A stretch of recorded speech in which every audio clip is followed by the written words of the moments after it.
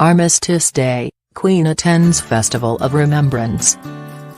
The Queen and senior royals attended a remembrance concert at the Royal Albert Hall on the eve of Armistice Day, the annual Festival of Remembrance in London, which commemorates the war dead, included performances from Sir Tom Jones and Sheridan Smith.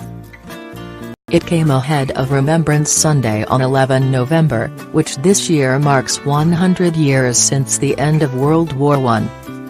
The Dukes and Duchesses of Cambridge and Sussex, and Prime Minister Theresa May were among the audience. The royals stood as thousands of people in the audience held up photos of World War I soldiers, including Mrs. May and husband Philip, who held pictures of two of her ancestors. Poppies fell from the ceiling of the iconic venue, after the last post was played.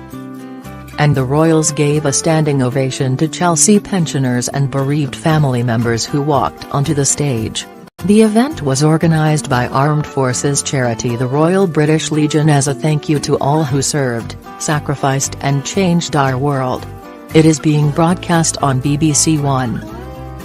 The concert saw performances from Welsh singer Bryn Terfel as well as former McFly stars Tom Fletcher and Danny Jones, who sang a song written to celebrate the RAF centenary. Sheridan Smith sang Are You Just Sleeping, while British cellist Shaku Khan Mason, who won BBC Young Musician of the Year in 2016, played a version of Hallelujah by Leonard Cohen. The Kingdom Choir, who performed at Prince Harry and Meghan's wedding, sang a version of the Lord's Prayer.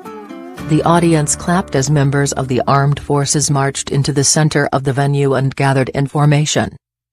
Earlier, the Duke of Sussex laid a wreath at Twickenham ahead of England's rugby test match against New Zealand. Prince Harry was joined by New Zealand Deputy Prime Minister Winston Peters to lay their wreaths, before the last post was played and spectators joined in a minute's silence.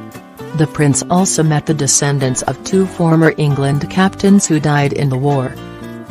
Also on Saturday, a candlelit vigil will be held at the National Memorial Arboretum. The Armistice 100 Years On. Long read, The Forgotten Female Soldier on the Forgotten Frontline. Video, war footage brought alive in color. Interactive, What would you have done between 1914 and 1918? Living history, Why indecent Armistice Day parties ended. The concert comes as French President Emmanuel Macron and Germany's Chancellor Angela Merkel visited the town of Compiègne in northern France, where the Allies and Germany signed the armistice. On Friday, Mrs. May visited Belgium with the country's Prime Minister and laid wreaths at the graves of the first and last UK soldiers killed in the war. She later visited a World War I cemetery in France with Mr. Macron. Poppy displays have been created across the country, including in a street dubbed Poppy Road in Walsall and at Hertford Castle. What is planned for Armistice Day on Sunday? Sunday will see commemorations around the world for the Armistice centenary. In the UK, pipers across the country will begin the commemorations at 6 o'clock with Battles O'er, a traditional Scottish lament played at the end of battle. The Queen and senior royals will attend London's Cenotaph for the National Remembrance Service at 11 o'clock GMT. And, for the first time ever, it will be followed by a procession of 10,000 members of the public past the Cenotaph where wreaths will be laid. London's Big Ben will also strike at 11 o'clock, as the ongoing renovation work has been temporarily suspended for Remembrance Sunday. Services are also taking place elsewhere in the country, including in Edinburgh, Glasgow, Cardiff, Belfast and Chichester.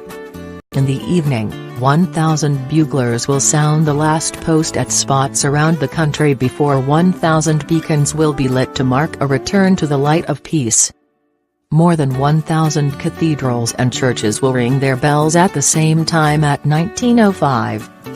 The Queen and senior royals will also attend an evening service of remembrance at Westminster Abbey.